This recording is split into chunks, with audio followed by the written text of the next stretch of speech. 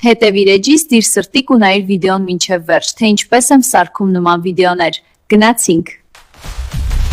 Ինչպես եմ պատրաստում վիդեոները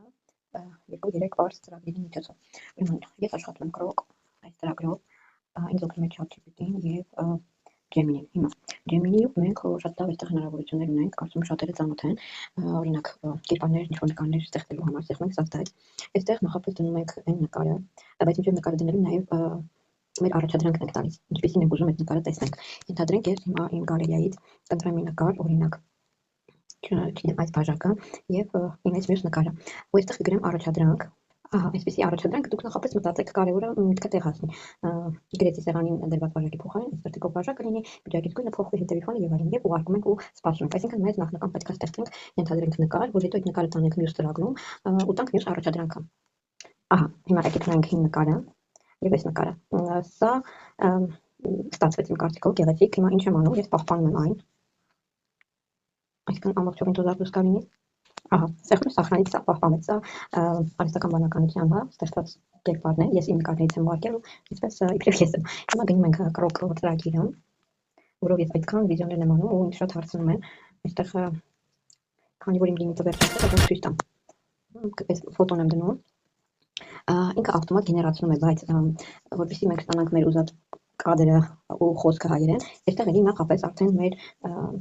խոսքն է գրում, հնարավորինս ճիշտ, որտեղ լինում է որ բառերը, չգիտեմ, մի քիչ փոփոխում է եւ այլն, այդտեղ արդեն այդ սկզբունքը հասկանաք եւ փորձեք մի քանի անգամ։ Ենթադրենք այդտեղ ինչ-որ ինչ գրեմ։ Օրինակ շատերին թվում է թե օնլայն աշխատելը նշանակում է սուրճ ձեռքին ծավալի նստած մի քանի կոճակ ստեղծել ու շատ երկար տեքստեր պետք չի, ես ինձ կադր նկարում, հետո կոփցնում եմ իրար։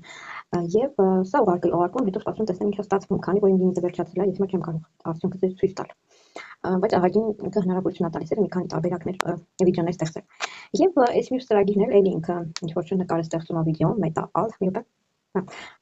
Սա վիդեո, ես իմ ֆոտոն եմ տալի, ուղարկում եմ, ինքը իր ուզած ձևով հիմա կտեսնենք։ Դե ես առաջադրանք չեմ տվել, ուղղակի ինքը մի րոպե, ահա, չէ, առաջադրանքը պետք է տանք, ինչ վիդեո կուզենաք անենք, հա։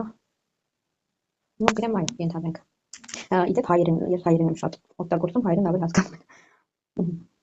Ինչ եմ ուզում անեմ։ Ձեռքով ողջ ունել ու